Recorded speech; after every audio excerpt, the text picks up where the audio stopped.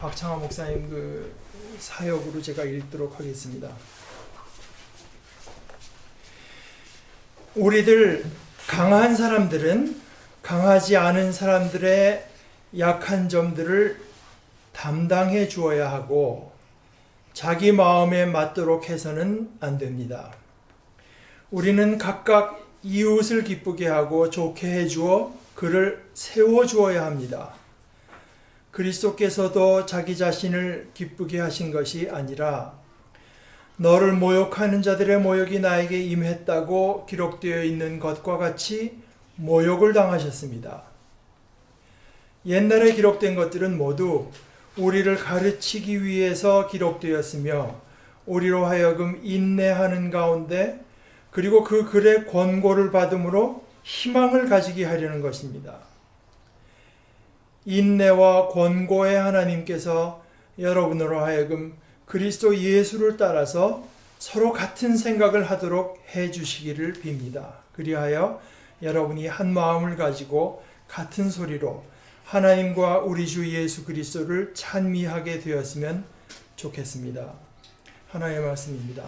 하나님 감사합니다. 요즘도 그런 표현을 쓰는지 모르겠습니다만은 문제아동이란 말이 요즘도 씁니까? 문제아동, 문제아. 근데 하여간 뭐 일단 문제아동이란 말 있잖아요. 그러면은 가끔씩 나오는 얘기가 문제아동은 없다. 문제 부모가 있을 따름이다. 이제 그렇게 말하는 사람들이 많죠. 실제로 이제 그 아이들 이런 심리나 이런 걸 하는 전문가들을 만나서 얘기해 보면 되게 이제 아빠가 뭐 애들을 데려오는 경우는 거진 없으니까 이제 엄마들이 데려오지 않습니까? 그래서 우리 애가 좀 문제가 있다 데려오면 전문가들 얘기는 되게 다 그래요. 자기가 보기에는 열에 여덟 내지 아홉은 그 엄마한테 문제가 있더라. 얘기를 옆에서 가만 들여다보면. 그래서 저희 동기 부인이 그런 걸 해서 그런 얘기를 해보니까 자기는 거기 동의하지 않는데요. 열에 열이 다 엄마들한테 문제가 있는 것 같다. 뭐 부모라고 할 수도 있죠. 저는 이 말을 이렇게 이해합니다. 애들한테 물론 문제가 있죠. 뭐 없을 리가 있습니까? 문제가 있는데, 그런데 부모 또는 그 아이들을 맡은 선생님들은 그거를 1차적으로 말하면 우선적으로 그걸 문제로 대해서는 안 됩니다. 문제로 대해서는 안 됩니다.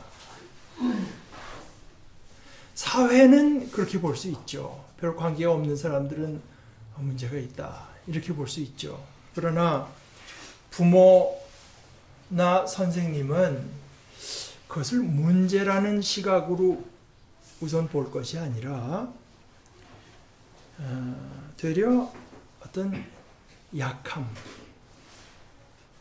연약함, 어림, 미숙함 뭐 이런 것으로 보고 최소한 부모나 선생님은 오히려 그것을 담당할 책임을 느껴야 됩니다. 아이가 그렇게 연약하니까 내가 더 애써야 될 게 많겠구나. 뭐 여러 가지 있겠지만 이제 공부하는 얘기로 우선 한국에서 우선 흔한 얘기니까 공부 안 하는 거 이건 뭐 외국은 모르겠지만 한국에서는 거진 이게 뭐 누구나 다 사실은 그 영어로 유니버설한 문제고 근데 사실은 거의 모든 그 부모들 자신도 뭐 저분들 어렸을 때 그렇게 공부를 했겠는가 부모들 자신도 역시 아마 제 생각으로는 그런 면에서 공부 안 하는 면에서는 아마 거진 다 문제 아동들이었을 겁니다. 근데 이 부모들이 더 이상 문제 아동이 아닌 것은 그 사람들이 더 이상 아동이 아니기 때문이지, 어느 순간에 가서 부모가 그걸 고쳐서 이제 공부하는 사람들로 바뀌어서 그 문제가 고쳐졌기 때문은 아니라고 저는 확신해요. 부모들 갖고 우리가 문제 아동이라고 부르지 않는 것은 아동이 아니기 때문입니다. 그런데 그럼 어떤 면에서 부모에게 문제가 있다고 보는가? 저는 아이들에게서 나타나는 것들을 늘 그저 문제로 보는 문제. 그것이 이제 제일 큰 문제라고 생각해요. 그런 의미에서 많은 부모가 이제 문제 부모인 거죠. 문제로 봐서는 안 될 거를 늘 문제로만, 어떻게 하든지 해결하고 싶은 문제로만, 고쳐주고 싶은 문제로만 보는 것이 결국 이제 생각해보면 결국 부모가 문제다. 그렇다고 뭐 공부 안 하는 게 좋다는 거 아니지 않습니까? 뭐 아이한테 뭐 무슨 아무 문제도 없는데 뭐 그래 하는 거는 오히려 그거보다 더 이제 보편적인 태도. 우리 항상 무슨 큰 문제가 생기면 우리 인간들이 제일 먼저 취하는 태도 중에 하나가 부정입니다. 영어로 denial. 뭐 별 문제 없는데 왜 그래? 그러든가 그냥 방치해 놓든가. 그게 아니라면 부모의 할 일, 선생님이 할 일이라고 하는 거는 이 아이가 지금 얼마나 자랐나, 아이의 어떤 성장 정도, 또 우리 애가 얼마나 능력이 되나, 또 이 아이가 이만큼 자랐고 능력도 되지만 과연 내가 지금 시키면 할 만큼 마음이 편안한가, 마음 상태, 이런 걸 잘 살피고 말입니다. 그래서 할 수 있는 대로, 부모가 할 수 있는 대로 거기에 가장 적절한 목표를 세워서, 그래갖고 아이가 받아들일 수 있는 방법으로 가르치거나 배울 수 있는 기회를 마련해 주는 거예요.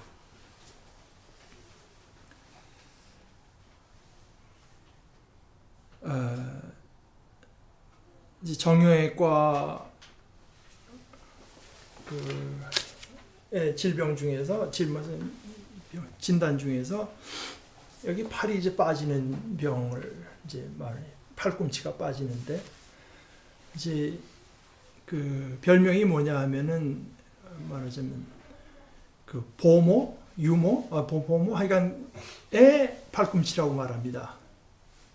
엄마가 하면 잘 안 빠지는데 이제 애를 맡아서 키우는 사람 마음이 급하고 빨리 가야 되겠으니까 땡기다가 빠진다는 겁니다.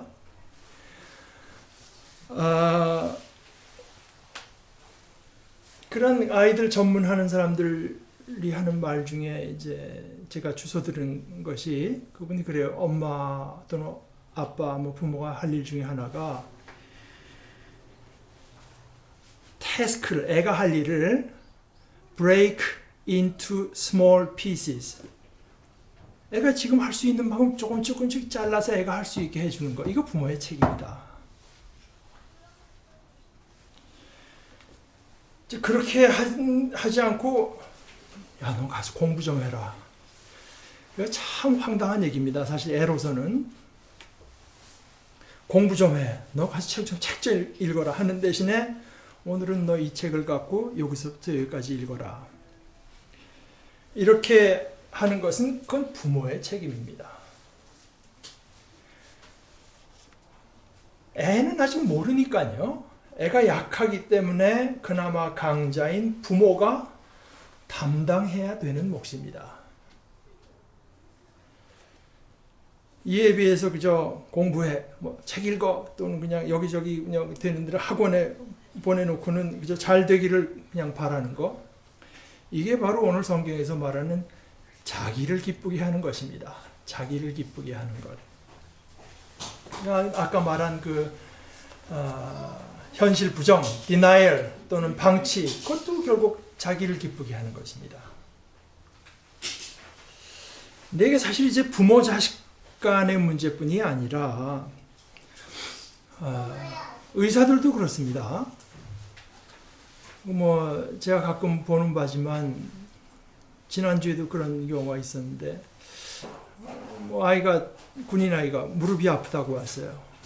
그래서 그래 그럼 뭐 무릎 어디가 아프냐 그랬더니 이 한국 카투사인데 저 황당한 표정 아니 무릎이 아프다는데 그러니까 이제 그 친구하고 저는 생각하는 방식이 완전히 다른 거죠. 저는 무릎이 아프다 그러면 아 여기 뭐 이 위에 뼈도 있고 슬개골도 있고 밑에 뼈가 둘 더 있고 힘줄이 있으니까 이게 어디서 문제가 생겼는지 알려면 이게 무릎에 슬개골보다 밑인지 옆인지 뭐 이런 걸 알아야 지금 뭐가 잘못된지를 알 수가 있는데 그 친구는 이제 그렇게 생각해야 된다는 자체를 모르니까 아니 무릎이 아프다 그냥 그래도 무릎을 가리키면 여기가 아프다 그래요. 여기가 아프다 그래서 아니 그러면 안쪽이지 바깥쪽이지 뭐 아래지 그게 있을 거 아니냐. 근데 이 친구는 그게 왜 중요한지 모르죠. 그러면 이제 설명을 해줄 수 있지 않습니까? 사실은 거기 뼈가 뭐 여러 데 있고 힘줄도 있기 때문에 네가 좀 정확히 말해줘야 내가 할 수 있다. 그 말하면 이제 알아듣고 말을 하겠죠. 그래서 저희들이 이제 배울 때 무슨 말을 하는가 하면은 이제 자기의 다친 내력, 그것도 영어로 히스토리인데요. 그 히스토리를 말하는 사람을 히스토리안이라고 말을 합니다. 근데 책에는 뭐라고 돼 있냐면 나쁜 히스토리안은 없다. 다만 의사는 히스토리를 테이크한 사람인데요. 다만 나쁜 히스토리 테이커가 있을 따릅니다.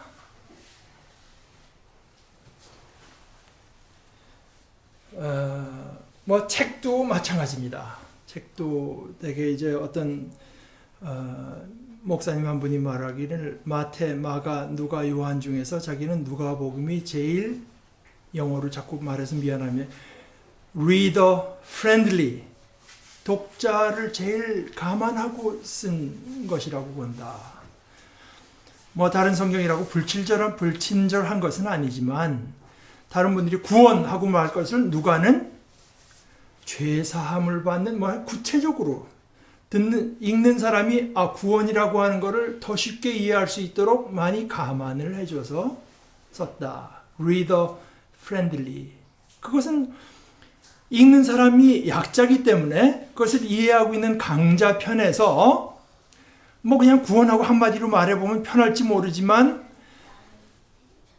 그분들이 아직 이해가 부족한 것을 담당하는 거죠. 쓰는 편에서 담당하는 거 아니겠습니까? 사실 오늘 이 설교는 누구보다도 저 자신이 수시로 들어야 되는 이제 내용입니다. 저는 뭐 이 내용을 머리로는 뭐 여러 번 이런 비슷한 내용을 설교를 했고 잘 안다고 생각하지만 실생활을 하다 보면 어느 틈에 제가 여태까지 설교한 내용을 여러분들이 이해하셨으면 어느 틈에 이것을 상대편의 약함으로 이해하기보다는 자꾸 문제로 대하고 싶어하고 그것은 다시 말해서 나를 기쁘게 하고자 하는 거죠. 근데 우리는 이 세상에, 특별히 크리스찬들은 이 세상에 다시 영어를 써서 프로블럼 슈터, 해결사. 우리는 이 세상에 하나님께서 이 세상의 문제를 해결하는 해결사로 부르신 것이 아니라 이 세상의 약점을 담당하는 담당자로 보내신 것을 기억해야 됩니다. 제가 자꾸 그것을 잊어먹는 것이 아니라 마음에 두고 싶어 하지 않는 것 같아요. 너무 귀찮으니까. 이 세상에 물론 많은 문제가 있습니다. 그걸 부정할 사람이 누가 있습니까? 그런데 물론 뭐 너무 춥다 싶으면 난방하면 되고 이런 문제를 떠나서 정말 중요한 문제, 진정으로 중요한 문제는 대부분의 경우 해결할 수 있지가 않습니다. 정말 중요한 문제들은. 왜냐, 그 문제들이 단순히 그저 밑도 끝도 없이 그냥 일과성으로 한번 생겨나는 거라면 어떻게 해결하면 그만일지 모르지만, 정말 중요한 문제들은 단순히 일과성으로 생겨나는 문제들이 아닙니다. 실제 고장은 어디에서 났나? 실제 고장은 어떤 사람의 또는 사람들의 또는 거짓 모든 사람들의 어떤 됨됨이, 거기에서 고장이 나 있거든요. 거기에서 고장이 나서 그것이 어떤 문제를 일으켜서 그런 문제를 어떻게 해서건 해결했다 싶은 순간에 그 됨됨이에서 생겨나는 다른 식의 문제가 또 발생하곤 할 수밖에 없습니다.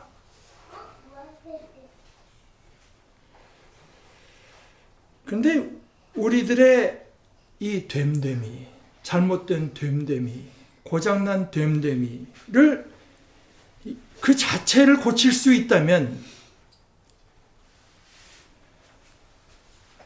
하나님뿐입니다. 이 세상에 많은 성인들이 있었고 지혜로운 사람들이 있었지만 그들이 인간들의 됨됨이를 고칠 수가 없습니다. 그런데 우리들의 이 됨됨이 자체를 고칠 수 있다면 이게 하나님뿐일 텐데요. 사실은 성경을 보면 이 문제에 있어서는 하나님 자신도 결국은 포기해버린 것 같아요.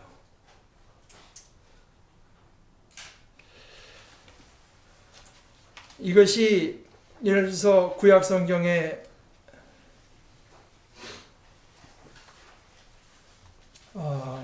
예레미야서나 예언서들의 이런 식의 표현들 하나님께서 예언자들을 통해서 하시죠.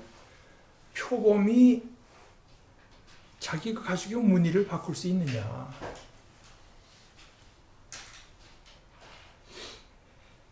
그래서 하나님께서 우리들에게 주신 것은 하나의 말씀, 가르침, 계명, 율법들인데요.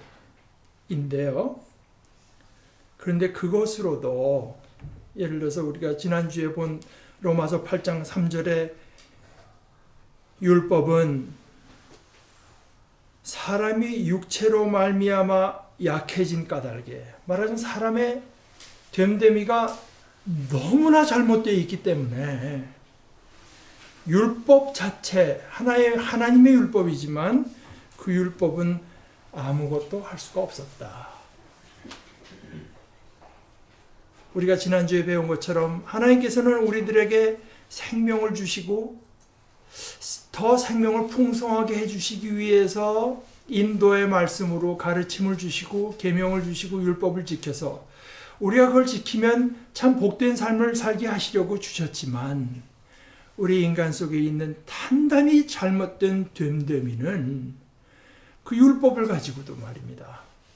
이웃의 것을 탐내지 말라는, 이웃의 것을 탐낼 수가 있구나, 이런 식으로 받아들이든가, 아니면은 내가 탐낼 수 있는데 오늘은 내가 참았지 하는 것으로 뭔가 자기가 대단한 일을 한 것처럼 자기 의의를 삼든가, 이런 식으로 인간의 됨됨이가 완전히 흐트러져 버렸기 때문에 율법이 우리 옛날 번역대로 하면 육신으로 말미암아 연약하여 할 수 없었다. 그런데 제가 지금 말씀드리다시피 여기가 복음입니다. 우리가 율법을 제대로 지킬 줄 모른다고 하는 것을 하나님께서도 문제로만 대하셨으면 우리에게는 소망이 없습니다. 그런데 그것을 우리의 연약함으로 봐주시기 때문에, 연약함으로. 우리 인간들은 거진 다 문제 부모들이지만 하나님만은 문제 하나님이 아닌 것을 우리가 감사할 수밖에 없습니다. 하나님께서는 그것을 단순히 우리들의 문제로 여기시지 않고 우리의 연약함으로 여기셔서 그 연약할 때는 어떻게 하는가? 그 연약함을 대신 담당하는 식으로 담당하심으로 해결하셨죠. 베드로 전서 2장 24절에 이렇게 말을 했는데요. 그는 십자가에서 친히 자기 몸으로 우리 죄를 걸머지셨습니다. 담당하셨습니다. 사실은 십자가뿐만이 아닙니다. 십자가에서 물론 가장 절정으로 드러난 것이지만 하나님의 아들 예수 그리스도가 이 땅에 오신 것 자체가 우리의 연약함을 담당하신 거 아니겠습니까? 그리고 마가복음 10장 45절에 말씀하신 것처럼 인자가 세상에 온 것은 섬김을 받으려고 온 것이 아니다. 섬기려고 왔고 자기 목숨을 많은 사람을 위한 대속물로 내주려고 왔다. 너의 죄를 담당하기 위해서 왔지 해결하려고 온 것이 아닙니다.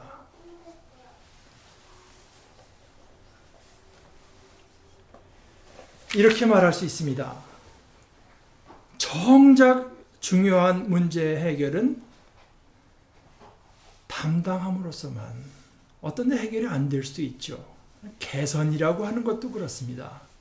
담당함으로써 조금씩 개선될 수 있습니다.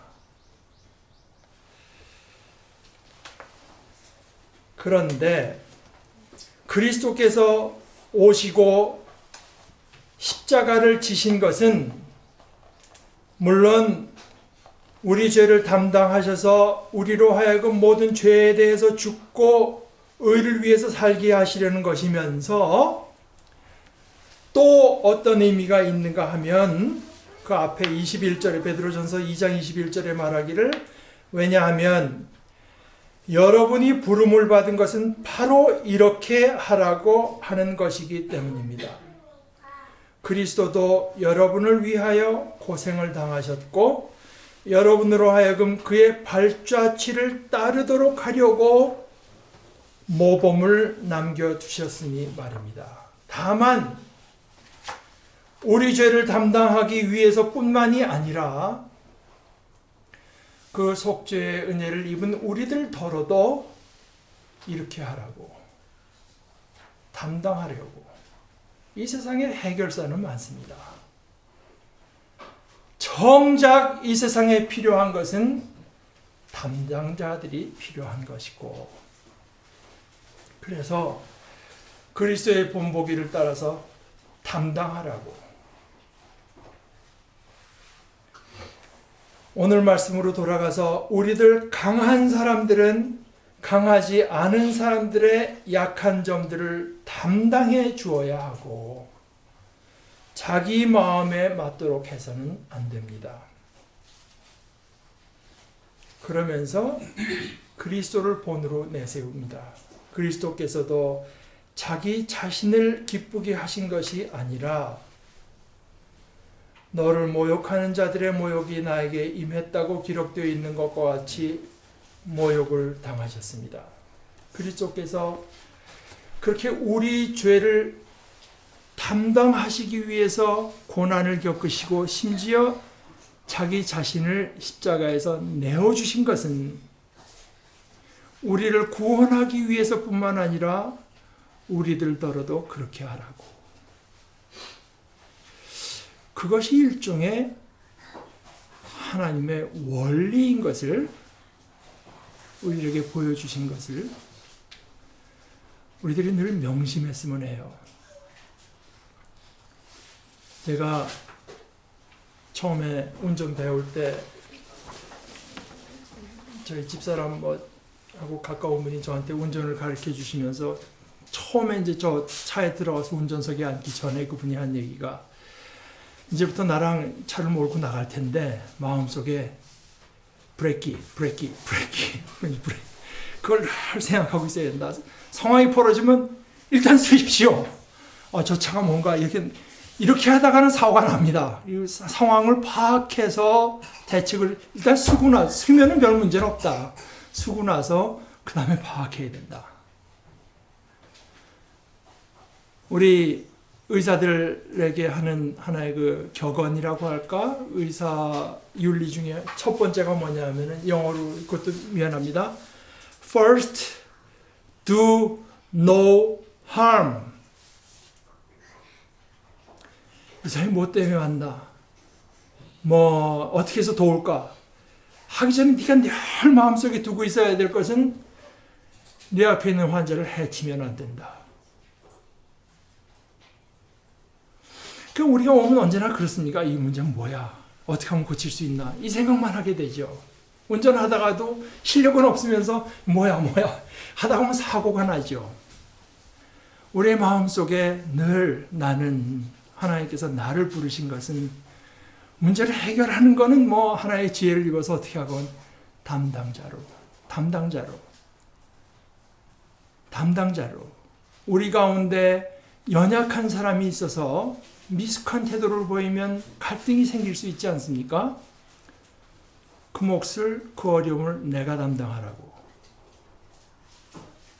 우리 애가 또는 내 아내가, 내 남편이, 우리 목사가, 누가 잘못한 게 있으면 우선 약점으로 인식을 하고 그것을 연약함으로 인식하고 담당하라고. 우리를 부르셨다고 하는 것을 기억하고 그리스도의 본 가운데에서 또 하나님께서 우리에게 주시는 그 말씀 가운데에서 위로와 권고를 받아서 이 일을 우리가 힘써 나가는 동안에 성경에서 말씀해 주시는 것은 그렇게 사는 동안에 우리가 받게 되는 상급은 뭐냐? 우리 속에 소망이라고 한 것이 생겨나게 돼요. 소망. 우리 모두가 다 이 은혜를 풍성히 입기를 바랍니다.